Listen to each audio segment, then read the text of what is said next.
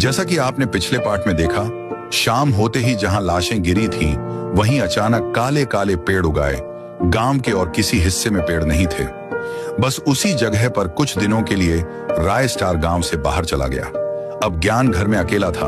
वह रोज शाम को काम से लौटता था। एक रात जब वह वापस आ रहा था, तभी बीच रास्ते में उसके सामने तुंग तुंग साहुर खड़ा हो गया और बोला, तुमने मुझे खाना नहीं दिया, अब तुम मरोगे। ज्ञान गाड़ी से उतरा और बोला, तुम कब आए थे तुंग तुंग? साहुर ने ठंडी हंसी के साथ जवाब दिया, रात के समय जब तुम सब सो रहे थे। इतना कहकर उसने तलवार घुमाई और ज्ञान के दोनों हाथ काट ज्ञान तुंग तुंग साहुर से बचकर घर भाग गया। वह घर के अंदर गया और राय स्टार को फोन किया और बोला, राय स्टार मुझे बचा ले। राय स्टार बोला, क्या हुआ? तो आगे से कोई जवाब नहीं आया। राय स्टार अपनी बाइक उठाता है और साइड गांव पूछता है। वह जब घर पहुंचा तो देखता है कि ज्ञान बेहोश पड़ा है। राय स्टार उसे अपनी बाइक पर बैठाया।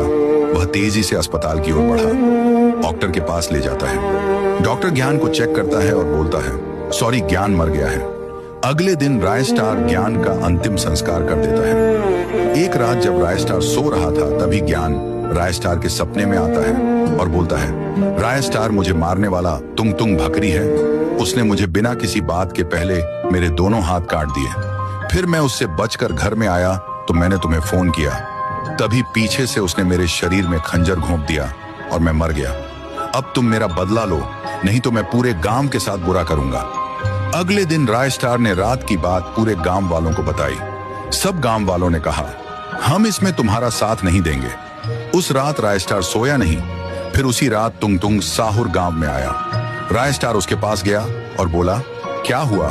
राय स्टार कहता है, तुमने ज्ञान को क्यों मारा? तुंग तुंग साहुर बोला, तुमने मुझे खाना नहीं दिया था ना, इसलिए। राय स्टार कहता है, यह कोई समय होता है क्या खाना मांगने का? ये क्या तरीका है? फिर राय स्टार ने उससे कहा, तुम भूत तो नहीं हो?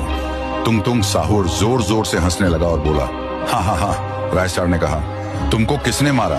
तुंग तुंग साहुर कहता है, जब मैं छोटा था तब मैं ऐसे ही भीख मांग रहा था, तो मैं पुष्पा के पास गया। मैंने कहा, पैसे दे तो उसने मुझे मना कर दिया। तो मैंने कहा, अगर भीख नहीं दी तो मैं तुम्हारे काले धंधे के बारे में सबको बता दूंगा। इस बात पर उसने मुझे मार दिया, लेकिन मैंने भी उसको कुछ दिनों पहले ही मार दिया। अब भी और सबका खात्मा कर दूंगा। तो राय स्टार कहता है, अब तू गया। तभी अचानक से धुआं छा गया। धरती कांपने लगी, बंदूकें गरजने लगी, बमों की बारिश होने लगी। और जब धुआं छौंटा तो राय स्टार राजाओं की तरह खड़ा था और तुंग तुंग साहुर की लाश जमीन पर पड़ी थी।